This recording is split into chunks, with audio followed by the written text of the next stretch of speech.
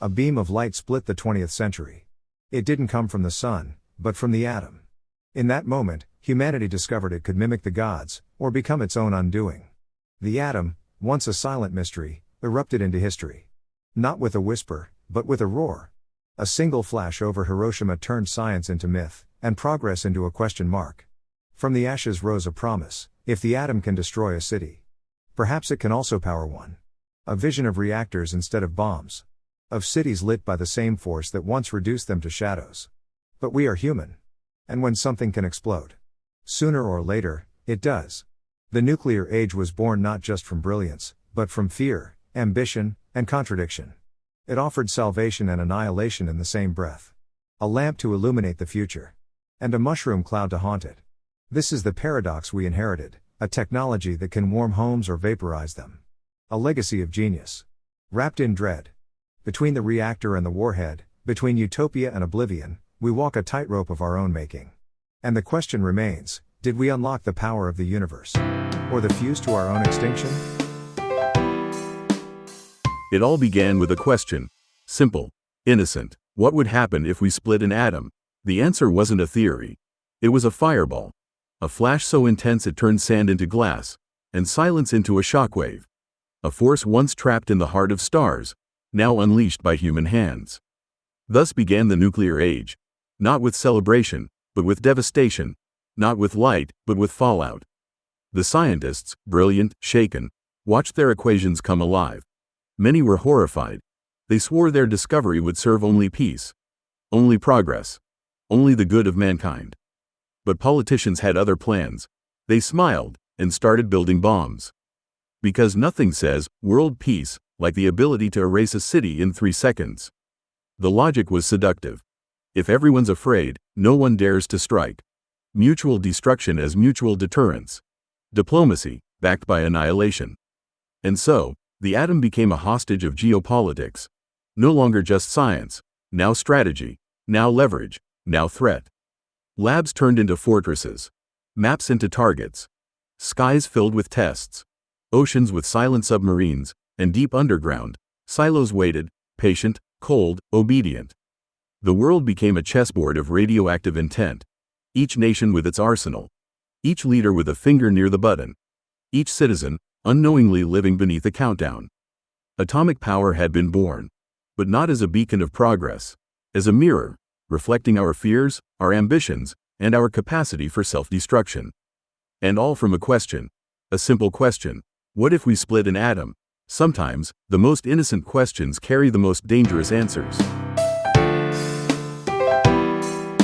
After World War II, the world embraced a new religion. Nuclear energy. Atoms for peace, the posters proclaimed. As if the very core of matter had been baptized for humanity's salvation. Reactors rose like temples of modernity, offering infinite promises. Electricity for all, progress without pollution, a future powered by the invisible. The glow of tomorrow was literal. Cities envisioned skies without smoke. Factories dreamed of tireless engines. Governments of independence from oil and coal. Fission became miracle, became mantra, became myth. And in that fervor, questions were buried beneath concrete and optimism. Until someone asked, what if something goes wrong? 3 names answered: 3 Mile Island, Chernobyl, Fukushima, and the glow of the future cast a radioactive shadow. Faith fractured like a cracked containment vessel. Maps were redrawn with exclusion zones. Geiger counters replaced wristwatches, and the silence of contaminated forests spoke louder than any siren. Children were born under monitored skies. Fishermen abandoned poisoned shores. Scientists, once prophets, became custodians of invisible tombs. But the world did not stop believing. It simply learned to doubt. Nuclear energy did not die.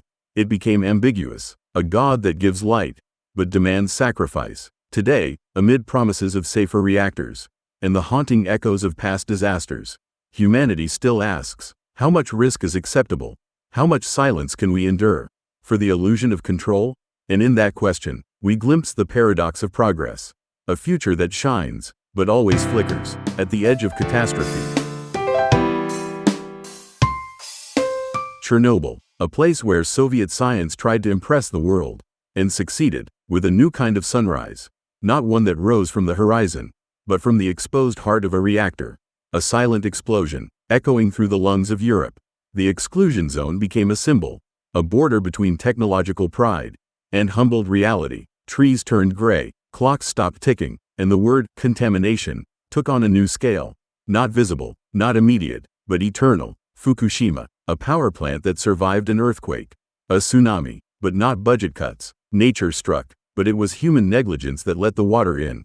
Japan, master of precision, learned that even the most advanced systems can fail when attention fades. Radiation crossed oceans, and with it, the question, how much control do we really have? Each nuclear accident is a lesson, written in cesium and strontium, etched into soil and memory. Stories that should be taught in every classroom, but are forgotten in roughly 3 election cycles. Because political memory is short, and environmental memory is far too long. Reactors shut down, but the waste keeps whispering. And meanwhile, we still burn coal, because, of course, black smoke seems less frightening than a word ending in ion. Fission, radiation, contamination, words that unsettle more than smokestacks ever could. We prefer the visible to the invisible, the immediate to the cumulative. We burn the geological past to light the present, ignoring how the future dims with every ton extracted. In our pursuit of progress, humanity has mistaken energy for redemption, and in that confusion, we've built temples that shine, but also bleed. Today, between promises of safer reactors and the stubborn persistence of coal, we remain caught between 2 fires, the one that burns and the one that doesn't, but never stops glowing. And as the world debates clean versus safe, cheap versus eternal, one truth remains: energy is never neutral. It carries memory, it leaves consequences, it speaks. We just have to listen. For decades, it was branded dangerous, buried beneath treaties, protests, and radioactive caution tape. The atom, once hailed as salvation, then feared as apocalypse, was pushed to the margins of energy history. But here comes the irony. In the heart of the 21st century, as the planet heats faster than arguments on Twitter, the atom returns, not as a threat, but as a promise. The same governments that buried it now call it green energy.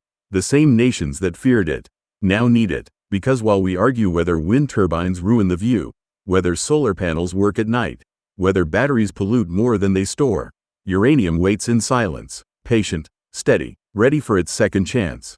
It doesn't scream, it doesn't smoke, it doesn't care about cloudy skies or shifting winds.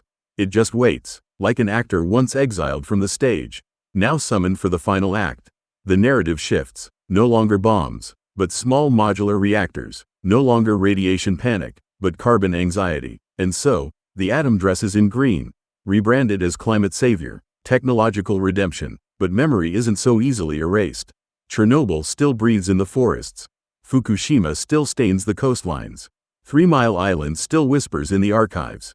Have we learned anything, or just traded one fear for another? From mushroom clouds to melting glaciers, from explosions to extinctions, from the invisible to the inevitable. Today, the world stands at a crossroads. Do we embrace the atom as ally, or remember it as warning? Do we paint it green, or leave it gray? Because the nuclear dream refuses to die. And like all dreams, it can become a nightmare if we forget why we buried it the first time. And yet, in the face of rising seas and burning forests, we reach again for the atom, not out of faith, but out of desperation, not because it is perfect, but because everything else feels too slow. And so, the question lingers: is this return a reckoning, or a relapse, a solution, or a surrender? Today, a new generation of reactors promises what the old ones never could.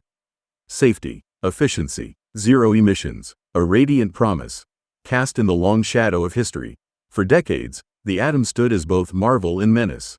Fission, our triumph of physics, our wound of conscience. Chernobyl, Fukushima, names that echo like sirens in the collective memory.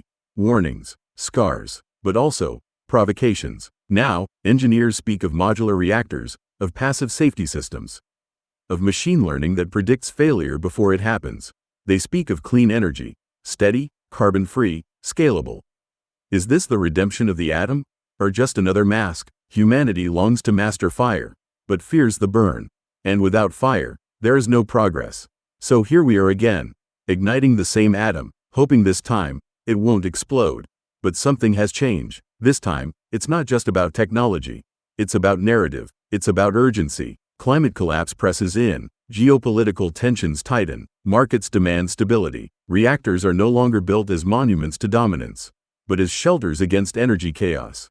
No longer designed to conquer, but to coexist. And yet, the question remains. Can we trust an industry born of war? Can we reconcile the atom with ethics? Can we stare into the core without blinking? Because the nuclear renaissance is not merely technical. It's symbolic. It's the attempt to tame the untamable, to turn fear into hope, to transform risk into opportunity. But risk never disappears. It only changes shape, and hope requires vigilance. So we light the reactor, not out of nostalgia, not out of hubris, but because time is running out. And once again, the fire calls, not to destroy, but to illuminate, not to dominate, but to endure. Nuclear energy is like a genie trapped in a bottle. Silent, brilliant, unsettling. It can grant your deepest wishes, or turn your home into cosmic dust.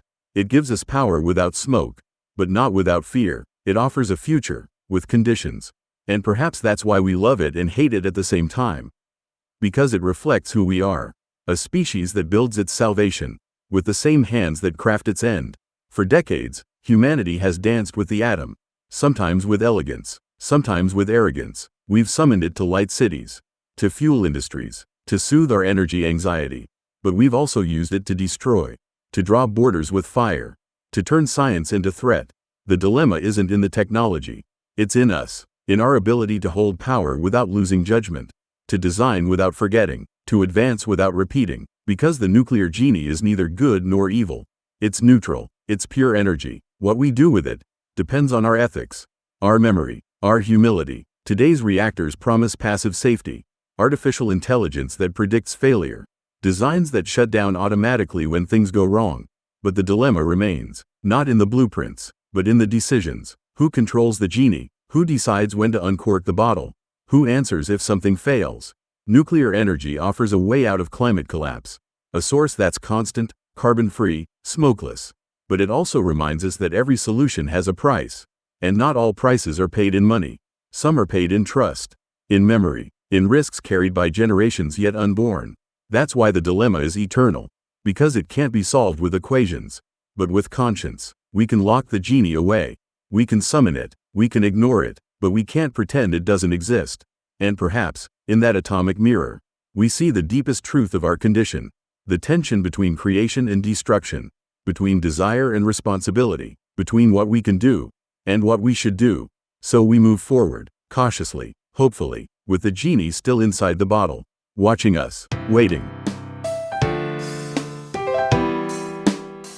Nuclear energy is like a genie trapped in a bottle.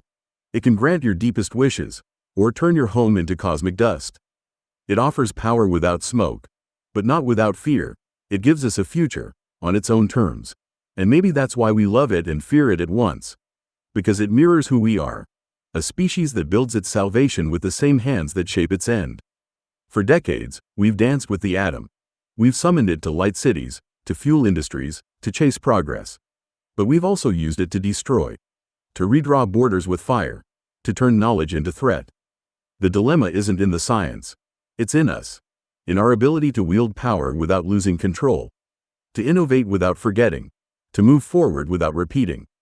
Because the nuclear genie is neutral. It's pure energy. What we do with it depends on our ethics, our memory, our restraint. Today's reactors promise passive safety, smart systems that predict failure, designs that shut down automatically. But the real question remains. Who holds the key to the bottle? Who decides when to open it? And who bears the cost if it goes wrong? Nuclear energy could help us escape climate collapse. It's steady, carbon-free, scalable. But every solution carries a price. And not all prices are paid in currency. Some are paid in trust, in risk, in responsibility passed down to generations we'll never meet. That's why the dilemma is eternal. Because it's not just technical, it's moral. We can lock the genie away. We can summon it. But we cannot pretend it isn't there. And maybe, in that atomic mirror, we see ourselves, torn between creation and destruction, between desire and caution, between what we can do and what we should do.